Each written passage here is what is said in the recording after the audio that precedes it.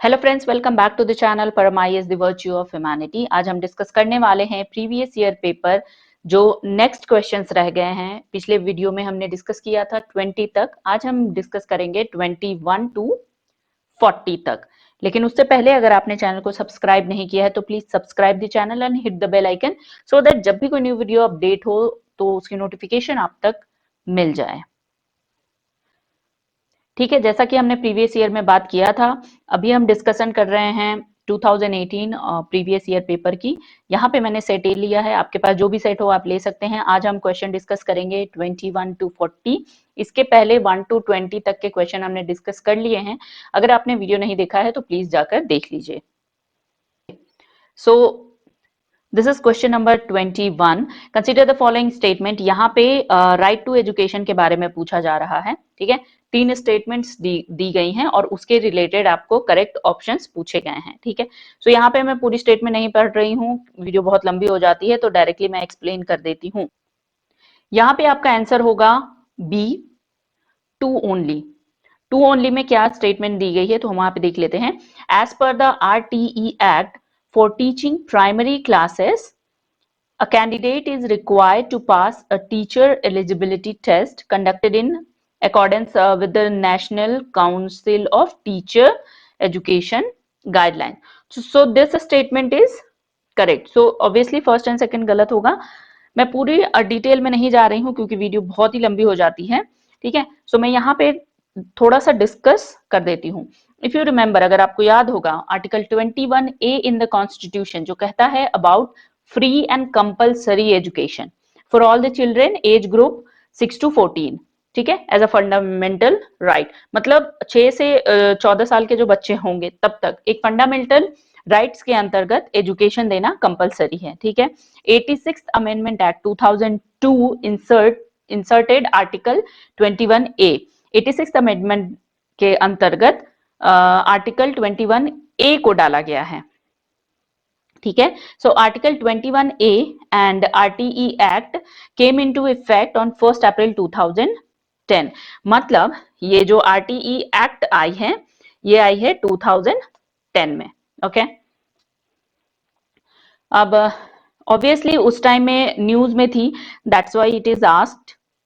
अब सभी को फ्री एंड कंपलसरी एजुकेशन तो चल रही है, but for the first time in November 2017 NAS national achievement survey conduct की गई थी for class 3, 5 and 8 to access the learning outcomes of the students in government and government aided school on all the subjects। उसके बाद RTE act 2009 को amend किया गया था 2017 to ensure that all teachers acquire the minimum qualification। ठीक है, अब इस RTE एक्ट 2009 को अमेंड क्यों किया गया था? सो दैट जितने भी टीचर पढ़ाते हैं वो मिनिमम उनकी क्वालिफिकेशन, वो कुछ मिनिमम क्वालिफिकेशन एक्वायर करते हों। इससे overall quality of teachers and teaching process में इंप्रूवमेंट होगी। ठीक है, NCTE is as the academic authority notified by the central government under RTE Act 2009। 2009 RTE Act के अंतर्गत, ठीक है, एक बॉडी होती है NCTE जो एक एकेडमिक अथॉरिटी होती है।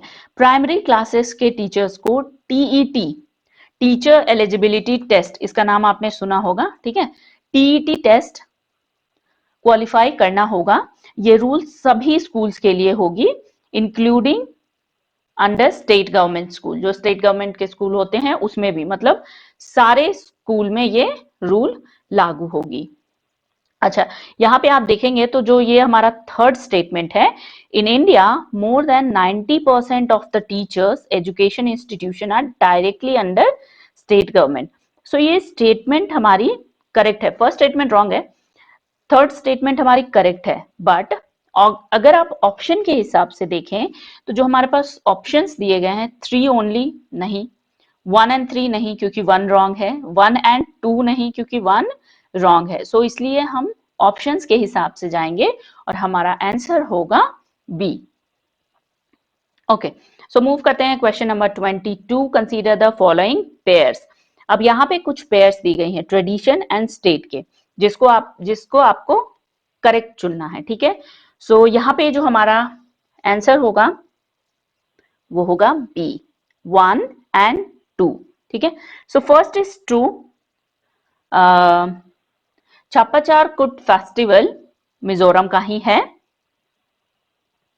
ठीक है। इस छापाचार कुट is a festival of Mizoram, जो स्प्रिंग फेस्टिवल होता है, ड्यूरिंग मार्च में मनाया जाता है, ठीक है। Second is also correct, second is also correct, क्योंकि यहाँ पे आंसर हमारा 1 एंड 2 है, so second is also correct. Third जो है वो रॉन्ग क्यों है? बिकॉज थांग ता डांस सिक्किम का नहीं है, किसका है? ठीक है, थांग था डांस सिक्किम का नहीं है, ये है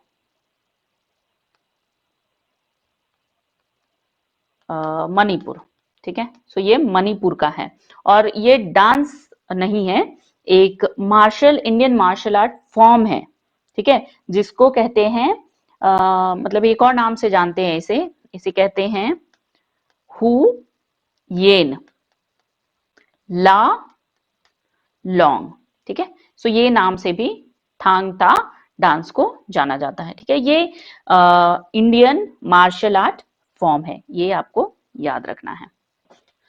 question number 23, consider the following statement. अब यहाँ पे अगेन दो स्टेटमेंट दी गई है। पहले भी मैंने आपको बताया है कि जो यूपीएससी के मेजर क्वेश्चन होते हैं वहां पे आपको स्टेटमेंट्स दी जाती है। क्यों कहा जाता है कि वास्ट एग्जाम है? क्योंकि स्टेटमेंट्स दी जाती है, और स्टेटमेंट हर पर्सपेक्टिव से होता है, तो आपको केयरफुली पढ़ना है और ध्यान रखना है, ठीक है। तो यहाँ पे भी दो स्टेटमेंट दी गई है, उसमें से आपको करेक्ट बताना है। सो 23 का जो हमारा आंसर होगा वो होगा ए। पहले भी मैंने बताया है कि यहाँ पे हम करेक्ट आंसर चेक करने के लिए नहीं डिस्कशन कर रहे हैं, क्योंकि करेक्ट आंसर्स जो है यूपीएससी के वेबसाइट पे ऑलरेडी अपलोडेड है। अगर आप चाहें तो वहां से डायरेक्टली देखकर मार्क कर सकते हैं कि किसका आंसर कौन सा है। बट यहाँ पे जो हमें डिस्कशन करना है वो करना है कि अगर कोई ऑप्शन या कोई स्टेटमेंट गलत है तो वो क्यों गलत है, ठीक है। करेक्ट का तो हमें पता है, स्टेटमेंट दी जाती है, थ्योरी में रहती है, तो वो सही है तो सही है, बट गलत है तो किन माइन्यूट रीजंस की वजह से गलत है वो हमें चेक करना है, ठीक है। सो यहाँ पे first statement is absolutely correct. चलिए, ठीक है, सेकंड की बात करते हैं। Food Safety and Standard Authority of India, FSSAI, is under the charge of Director General of Health Service in the Union Ministry of Health and Family Welfare. No, so Family Welfare नहीं है, Health and Welfare, Government of India, ठीक है, under Ministry of Health and Welfare, ठीक है, और वही government of India, ठीक है। और फसई जो है वो ऑटोनोमस बॉडी है, ठीक है, जो स्टैब्लिश हुई थी ministry of health and welfare, government of India, ठीक है। FSSAI is responsible for protecting and promoting public health through the regulation and supervision of food safety. तो कुछ कीवर्ड्स जो होते हैं वो आपको ध्यान रखना है, ठीक है, जैसे प्रमोटिंग, प्रोटेक्टिंग, हाँ, रेगुलेशन, सुपरविजन, सो ये चीजें आपको याद रखनी है। चलिए नेक्स्ट मूव करते हैं। Question number 24, the term two state solution is sometime mention in the news in context of the affairs, ठीक है। तो किसके बारे में कहा जा रहा है? कि उस टाइम का न्यूज होगा, उस टाइम न्यूज चल रहा होगा, इससे रिलेटेड है, ठीक है। सो डायरेक्टली ये करंट अफेयर का क्वेश्चन है, ओके। हमारा जो करेक्ट आंसर होगा वो होगा इजराइल, ठीक है। Two state solution proposed framework for resolving the Israel-Palestine conflicts by establishing two state for two peoples, ठीक है। टू स्टेट्स टू पीपल मतलब Israel for Jewish people and Palestine for the Palestinian people, ठीक है, clear है, ठीक है, okay. Next question number 25, with reference to the provisions made under National Food Security Act 2013, consider the following statement। Again तीन statement दी गई है और यहाँ पे पूछा गया है करेक्ट कौन सा है। चलिए, सो आंसर हमारा होगा only 2, B is the correct answer, ठीक है, ठीक है। So the eldest women in a household of age 18 years of or above shall be head of the household for the purpose of the issuance of the ration card. ठीक है, सो ये हमारा correct है। First क्यों है कि below poverty line मतलब जो बीपीएल फैमिलीज हैं only are eligible to receive subsidies food grains, तो ऐसा नहीं है, ओनली बीपीएल नहीं है, सारे लोग इंक्लूडेड हैं। एंड थर्ड क्यों रॉन्ग है, because pregnant women and lactating mothers are entitled to take home rations of 1600 calories per day, तो ये नहीं है ना। Number 26. India enacted the Geographical Indications of Goods Registration and Protection Act 1999 in order to comply with the obligations to, ठीक है। So correct answer हमारा हो जाएगा 26 का D, WTO world trade organization. India is a member of world trade organization, ठीक है, सो ये याद रखना है। Enacted the act to comply with the agreement on trade related aspects of intellectual property rights, ठीक है। तो ये सारी जो टॉपिक्स होगी ना वो डिटेल में, इंटरनेशनल रिलेशन हो गया या फिर जितने भी इंटरनेशनल बॉडीज हो गई, जब हम वो डिस्कस करेंगे तो हम डिटेल में डिस्कशन कर लेंगे यहाँ पे, क्योंकि हमें क्वेश्चन सॉल्व करने हैं। So will move forward. Okay, question number 27, consider the following statements. Again 3 statement correct पूछा गया है, हमारा आंसर है 3 ओनली, डी, मतलब Rajasthan has iron ore mines, ये करेक्ट है। अब बात की जाए न्यू माइनिंग लॉज की, that mines and minerals development and regulation amendment act 2015 non coal mines have to be auctioned by the respective state government, ठीक है। सो ये जो भी रिस्पेक्टिव स्टेट गवर्नमेंट होगी वहीं से नॉन कोल माइंस ऑक्शनड होंगे। सो यहाँ पे डू नॉट हैव पावर लिखा है, state government do not have power, power तो है ना स्टेट गवर्नमेंट के पास, तो that's why first statement is wrong, ठीक है। First ever non coal auction in the country begin in December 2017. Andhra Pradesh and Jharkhand do not have gold mines. ये second statement भी wrong है, third हमारा correct है, ठीक है। 3 gold mines are operational condition में हैं, ठीक है, 3 गोल्ड माइंस जो हैं वो ऑपरेशनल कंडीशन में हैं। सबसे पहले है हुटी and Ooty, HUTTI, हुटी and Ooty, Karnataka में है ये, ठीक है, ये कर्नाटका में है। एंड हीरा बुदीनी माइंस झारखंड में है, ठीक है। सो ये आपको याद रखना है। Okay, move to the next question. Question number 28, with reference to digital payment consider the following statement। Again statement correct पूछा गया है, सो हमारा आंसर होगा only one, Bheem app allows the user to transfer money to anyone with UPI enabled bank account, so this is correct. While a chip pin debit card has 4 factor of authentication, Bheem app has only 2 factor of authentication। तो यहाँ पे मैं थोड़ा सा आपको clear कर देती हूँ, ठीक है। सो ये भीम ऐप जो है 2 नहीं है, 3 factor of authentication है। First factor, the app binds with the device ID and mobile number. Second, user needs to sync whichever bank account UPI or non-UPI enabled in order to conduct transaction. And third, when a user sets up the app, they are asked to create a PIN जो app में login करने के time जरूरत होती है। So Bheem app has only 2 factor is wrong, 3 factor of authentication है, ठीक है। So that's why हमारा जो आंसर है वो है 1 only is correct, ठीक है। मूव करते हैं next question number 29, among the following cities which one lies on a longitude closest to the Delhi। अब ये एटलस का क्वेश्चन था, ठीक है, ज्योग्राफी से रिलेटेड है, एटलस का क्वेश्चन है। करेक्ट आंसर हमारा होगा बेंगलुरु, क्योंकि Hyderabad, Nagpur and Pune is too far from Delhi. Okay okay, move Next question, International Labour Organization Convention 138 and 182 are related to current affair का question है child labor. ओके चलिए फटाफट कर लेते हैं. Question number 31 regarding money bill which of the following statement is not correct. So यहाँ पे आपको ध्यान देना है करेक्ट और नॉट करेक्ट, क्योंकि एग्जाम में हम फटाफट क्वेश्चंस को रीड करते हैं तो हम करेक्ट और नॉट करेक्ट में समटाइम मिस कर जाते हैं.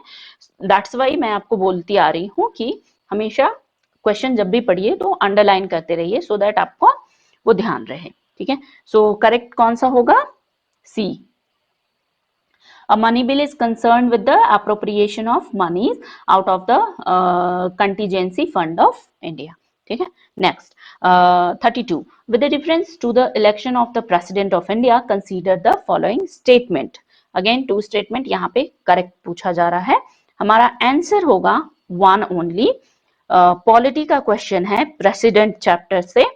अगर लक्ष्मीकांत में आपने प्रेसिडेंट चैप्टर पढ़ा है तो वहां पे इससे रिलेटेड आपको डिटेल्स मिल जाएंगे. ठीक है, इलेक्टोरल कॉलेज का मतलब होता है a body of people representing the state. ठीक है, the president is elected by the member of electoral college consisting of elected member of both houses of parliament, elected member of legislative assembly of and all states including National Capital Territory of Delhi and the Union Territory of Puducherry.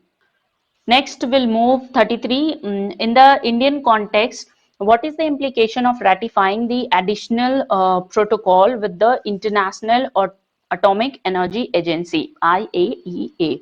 ठीक है, correct जो हमारा answer होगा वो होगा A. The civilian nuclear reactor come under IAEA safeguards. Question number 34 consider the following country. ठीक है, अब यहाँ पे कंट्रीज दिए गए हैं. अब क्वेश्चन क्या पूछा जा रहा है? Which of the above are among the free trade partner of ASEAN. तो इनमें से कौन से वो कंट्रीज हैं जो फ्री ट्रेड पार्टनर है एशियान के. सो सबसे पहले तो मैं आंसर बता देती हूं. आंसर होगा आपका सी 1, 3, 4 एंड 5. ठीक है, 1 Australia, 3 China, 4 India and 5 Japan, not USA and Canada. ठीक है, अब ASEAN is association of south east Asian national countries है. ठीक है, Asian has 5 free trade agreement है with 6 dialogue partners namely China, Japan, Republic of Korea, India and Australia and New Zealand. So ये आपको याद रखना है. ये एशियान जब आपने किया होगा ना तो वहां पे डिटेल में आपने पढ़ा होगा. Question number 35 with reference to the global alliance for climate smart agriculture which of the following statements are correct. So यहाँ पे करेक्ट पूछा जा रहा है. 35 का आंसर होगा बी ओनली 2. मतलब membership of GACSA does not create any binding obligation. ठीक है, ये करेक्ट है हमारा. अब फर्स्ट स्टेटमेंट देख लेते हैं कि वो क्यों रॉन्ग है. Because GACSA launched in September 2014 not in 15. 2014 में लॉन्च हुई थी. दैट्स वाई यहीं पे स्टेटमेंट गलत हो जाती है. अच्छा, थर्ड स्टेटमेंट देख लेते हैं. India was instrumental in the creation of GACSA. So it was not instrumental, it was signatory. ठीक है, तो कोई इंस्ट्रूमेंटल रोल नहीं था, सिग्नेटरी अलायंस थी. अच्छा, GACSA works towards 3 aspirational outcomes. 3 ऐसे एस्पिरेशनल आउटकम्स हैं जिसके लिए GACSA काम करता है. सबसे पहला, improves farmer agriculture productivity. Farmers के जो एग्रीकल्चर की प्रोडक्टिविटी बढ़नी चाहिए. इनकम इन अ सस्टेनेबल वे, एक सस्टेनेबल वे में इनकम आनी चाहिए. Build farmers resilience to extreme weather and changing climate. ठीक है, okay. Next question number 36 which of the following are the aims of digital India plan of the government of India. तो उस time digital India के बारे में news में थी, current affair है क्योंकि ये एक स्कीम है, प्रोग्राम है. So that's why this question was asked. ठीक है। अगेन 3 स्टेटमेंट दी गई है और आपको करेक्ट बताना है। तो सबसे पहले मैं यहाँ पे बता देती हूँ, आपका जो आंसर होगा बी 3 ओनली इज करेक्ट। मतलब connect many of our villages to the internet and bring WiFi to many of our schools, public places, major tourist centre. So this is correct. Digital India programme से related एक video already, dedicated video already uploaded है channel पे, आप please उसको refer करिए और complete detail आपको वहां पे डिजिटल इंडिया प्रोग्राम से रिलेटेड मिल जाएगी। ठीक है, यहाँ पे अब बात कर लेते हैं। अच्छा, digital India programme was launched with an aim of transferring the country into digitally empowered society. ठीक है, इस इनिशिएटिव में रूरल एरियाज को हाई स्पीड इंटरनेट नेटवर्क से कनेक्ट करना था। ये आपको याद रखना है, डिजिटल इंडिया जो प्रोग्राम है 2015 में लॉन्च हुई थी। सो यहाँ पे इंटरनेट कंपनीज नहीं बनानी है, यहाँ पे इंटरनेट कंपनीज नहीं बनानी है, यहाँ पे हाई स्पीड इंटरनेट से जो रूरल एरियाज है उसको कनेक्ट करना है। Question number 37, consider the following statement. Again, towns sometime mentioned in news and country. Towns दी गई है और countries दी गई है और उससे related आपको आंसर बताना है। ठीक है, कौन सा सही करेक्टली मैच्ड है। सो आपका जो यहाँ पे आंसर होगा वो होगा B 1 and 4. 1 and 4 Aleppo, Syria is correct, and 4 Mazar-e Sharif, Afghanistan. This is correct. In the federation established by the Government of India Act of 1935, residuary power were given to the, residuary power किसे दी गई थी? ठीक है, सो directly answer है general, governor general. ठीक है, B है answer. अब ये मॉडर्न इन हिस्ट्री का क्वेश्चन है, स्पेक्ट्रम से आता है। और साथ ही लक्ष्मीकांत जब आप पढ़ेंगे तो हिस्टोरिकल बैकग्राउंड में भी इसकी डिटेल दी गई है, तो वहां पे भी आप पढ़ सकते हैं। गवर्नमेंट ऑफ इंडिया एक्ट 1935 वो एक्ट है जिसका एम था to make further provision for the government of India. अब क्यों आई थी government of India act 1935? Because Indian leaders के द्वारा इंडिया में कॉन्स्टिट्यूशनल रिफॉर्म्स ग्रोइंग डिमांड में थी, मतलब कॉन्स्टिट्यूशनल रिफॉर्म थे वो बहुत डिमांड में थी, वो बढ़ रही थी, इस वजह से गवर्नमेंट ऑफ इंडिया एक्ट 1935 आई थी। Question number 39, consider the following statement. Correct आपको बताना है, आंसर होगा 1 only. The Speaker of the Legislative Assembly shall vacate his or her office if he or she ceases to be a member of Assembly। ये correct है। Okay, second statement हमारा wrong है। अब ये आपको कहाँ पे मिलेगा? पॉलिटी चैप्टर, लक्ष्मीकांत तब जब आप पढ़ेंगे तो वहां पे चैप्टर होगा स्टेट लेजिस्लेचर। ठीक है, सो स्टेट लेजिस्लेचर चैप्टर में ये ऐसे क्वेश्चंस है ना कि अगर आपने पढ़ा है तो डेफिनेटली आप आंसर करेंगे, नहीं पढ़ा है तो आंसर नहीं कर पाएंगे। एक और ऑब्जर्वेशन यहाँ पे मैं देना चाहूंगी, क्योंकि जो क्वेश्चंस 2018 और 19 में पूछे गए वहां का एक पैटर्न अलग है। ठीक है, और 2017 और 16 के क्वेश्चन पेपर की बात करेंगे तो उसका पैटर्न अलग है, सो उसको भी हम डिस्कस करेंगे। ठीक है, अभी ये 2018 का पेपर है तो अभी यहाँ पे हम फोकस करते हैं। जब मैं 2017 का पेपर डिस्कस करूंगी then I discuss with you कि क्या डिफरेंस है। Next question, which one of the following reflects the most appropriate relationship between law and liberty? So direct है, अगर आपने पढ़ा है, पॉलिटी का क्वेश्चन है अगेन चैप्टर। ठीक है, एनसीईआरटी की जो 11 है Indian constitution at work chapter 2, वहां पे भी इसकी डिटेल दी गई है। इसलिए कहा जाता है एनसीईआरटी इज मस्ट। सबसे पहले आपको बेसिक्स क्लियर करने होंगे और बेसिक के लिए आपको एनसीईआरटी पढ़नी होगी। अब देख रहे हैं हमने जितने डिस्कस किए हैं क्वेश्चन कहीं ना कहीं इंटरलिंक्ड हैं बेसिक एनसीईआरटी से, तो हमें सबसे पहले एनसीईआरटी पढ़ना है, देन मूव करना है रेफरेंस बुक्स पे। ठीक है, ओके, सो इसका आंसर होगा B. If there are no laws there is no liberty. Okay, चलिए next. Okay, so that's all for today. आज हमने 21 से 40 क्वेश्चन सॉल्व किए हैं। इसके पहले के भी क्वेश्चन ऑलरेडी वीडियो अपलोडेड है। वीडियो अगर आपको अच्छी लगी हो तो चैनल को सब्सक्राइब कर लीजिए और ज्यादा से ज्यादा लोगों तक शेयर कीजिए, क्योंकि ये वीडियो बिल्कुल फ्री है, आप फ्री सब्सक्राइब कर सकते हैं। Thank you, bye bye.